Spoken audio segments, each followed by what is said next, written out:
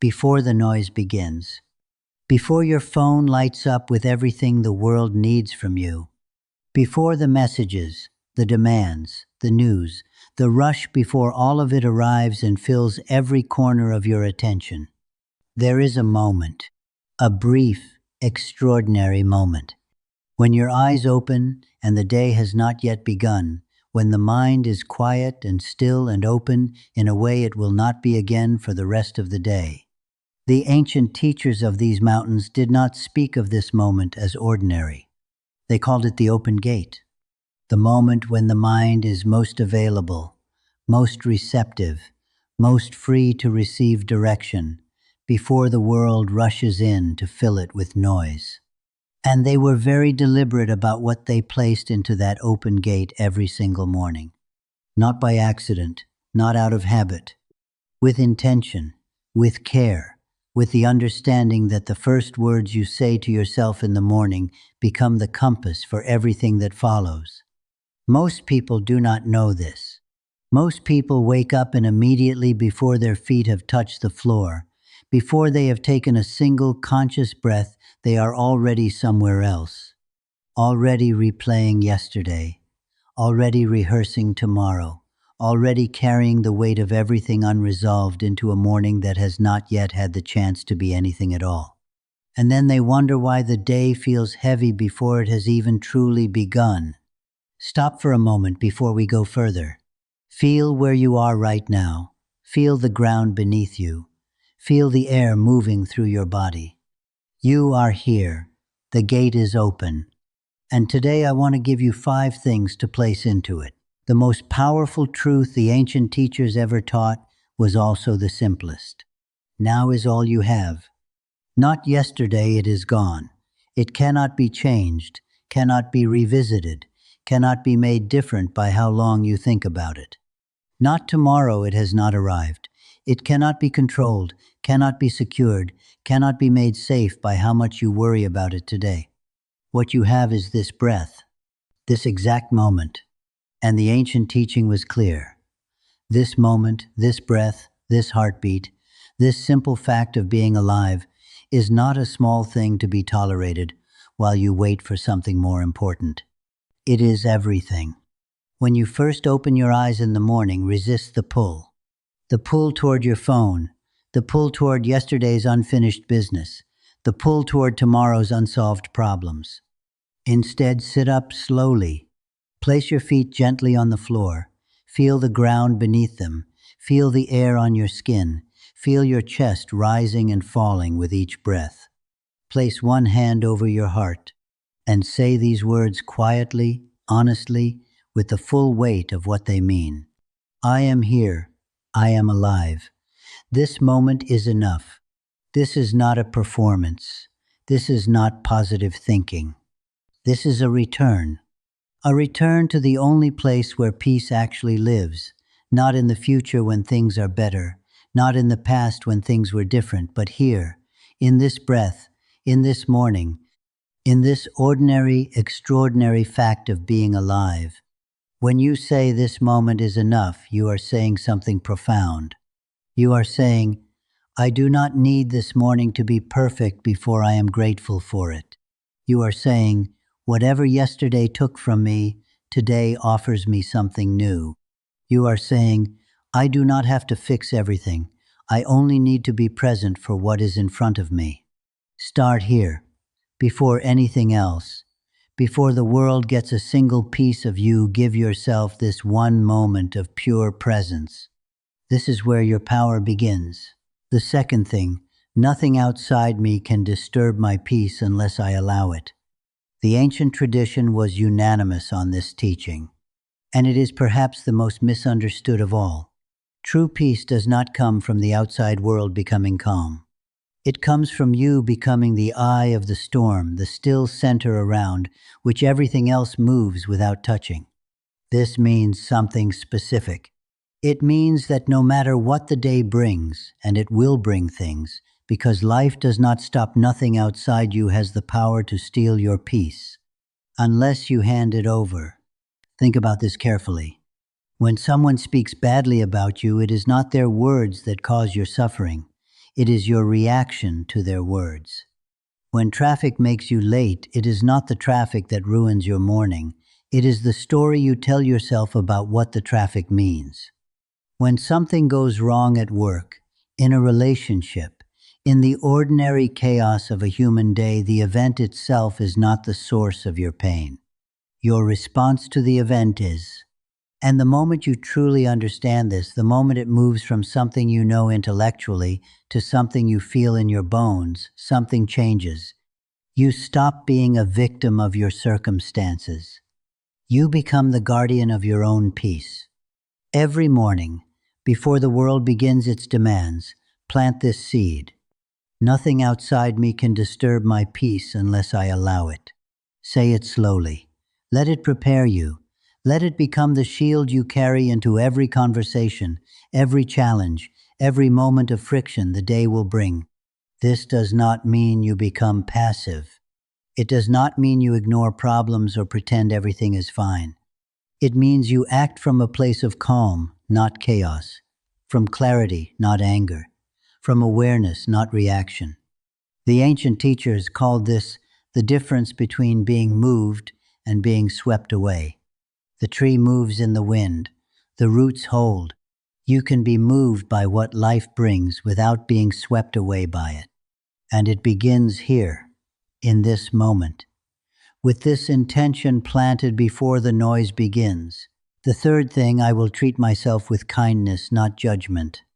Every day you speak to yourself more than any other voice you will hear, more than your family, more than your friends, more than anyone who has ever offered you advice or criticism or comfort. The conversation you have with yourself running constantly beneath every moment of your waking life is the most influential relationship you will ever have. And most people are in a terrible relationship with themselves. Harsh, critical, unforgiving, quick to catalog every mistake, every shortcoming, every moment that fell short of what it could have been. Imagine waking up every morning and immediately beginning to replay yesterday's errors. Every misstep, every wrong word, every moment you wish you had handled differently. Before the day has even begun, you have already convicted yourself of not being enough. The ancient teaching was different. It said, speak to yourself as you would speak to someone you deeply love, not with false praise, not with the pretense that everything you do is perfect, but with the same patience and understanding and grace you would offer to a dear friend who came to you struggling. If a friend told you they had made a mistake, would you lean in and say, how could you be so foolish? What is wrong with you? You should have known better. Or would you say, you are human. You did your best with what you had. You can learn from this. You are still worthy of love. You know the answer. So why do you offer your friend something you refuse to offer yourself? Every morning, place this seed into the open gate. I will treat myself with kindness, not judgment. And throughout the day, when the inner critic rises, when the voice of self-condemnation begins its familiar work, pause, take one breath, and deliberately replace the judgment with something kinder. Not I am not good enough, but I am doing my best. Not I should not feel this way, but it is okay to feel this. I am human. This rewiring does not happen overnight, but it happens with repetition, with patience, with the daily commitment to being a kinder witness to your own experience. And over time, the inner critic quiets, not because you have silenced it by force, but because you have stopped feeding it. The fourth thing, everything I need is already within me. There is a teaching from the ancient tradition that I have carried for many years. It goes like this. Imagine a lantern, old, beautiful, made to cast light across a room. Now imagine that lantern covered slowly, over years with a fine layer of dust, layer upon layer, settled quietly over the surface, until the light can barely be seen from the outside. You might look at that lantern and think, the light is gone. But it is not gone. It was never gone. The capacity to shine was always there. It simply became obscured. This is the teaching about what lives inside you. Every quality you admire in others, courage, compassion, wisdom, clarity, resilience, these are not things that exist only in exceptional people. They exist in you. They have always existed in you. They are simply waiting beneath the dust of doubt, of comparison, of the endless noise that tells you that you are not enough, and you do not have enough, and you need something more before you can begin. The morning is when most people feel this most acutely. The knot of lack in the stomach before the day begins. The sense that something is missing.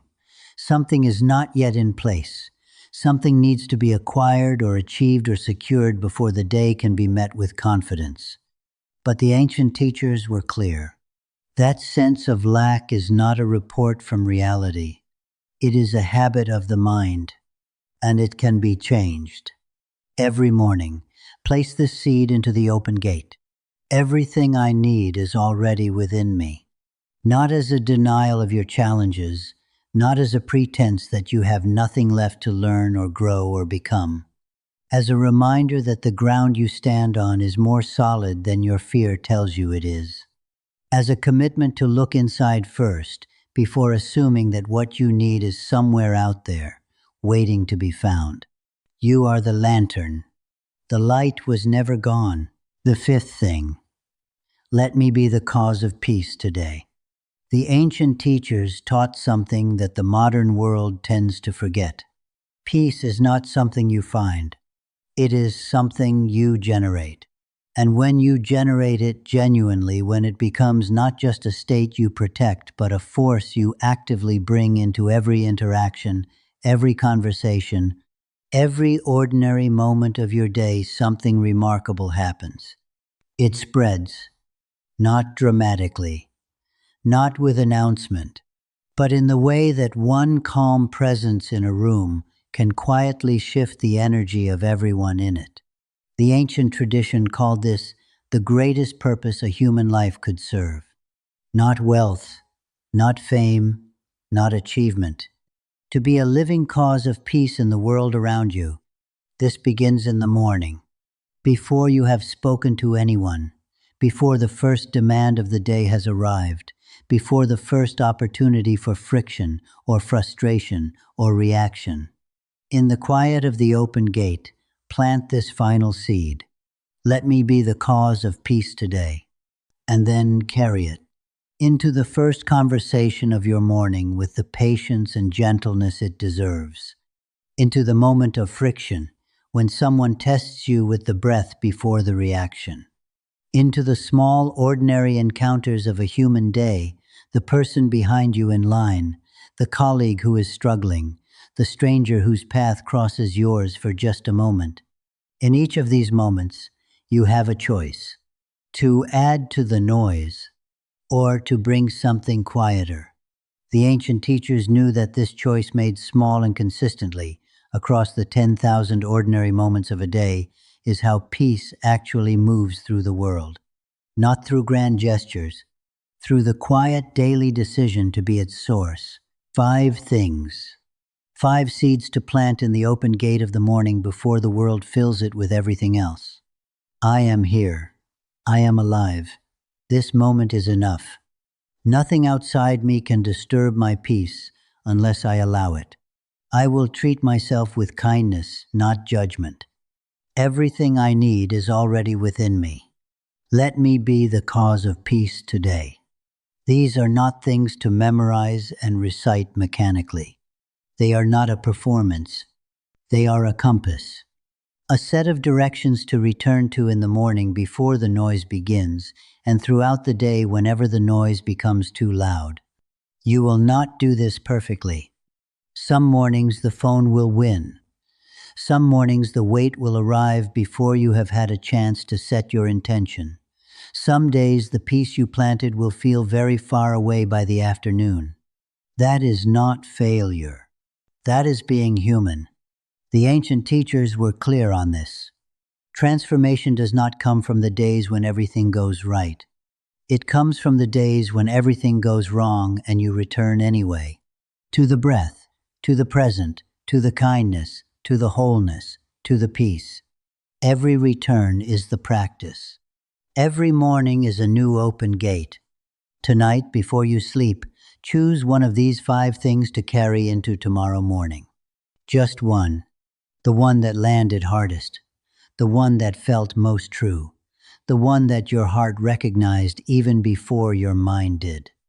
And tomorrow, before the phone, before the noise, before the world gets a single piece of you, place it into the open gate. Let it be the first voice you hear. If this teaching reached something real in you today, go to the comments right now and write one word. Awake. Not because you have arrived, because you have chosen to begin the day differently. Share this with someone whose mornings you know are heavy, someone who wakes already behind before the day has started. The open gate is available to everyone, but most people do not know it is there. I am Master Liang. Stay present, my friend. The morning is not just the beginning of your day. It is the beginning of everything.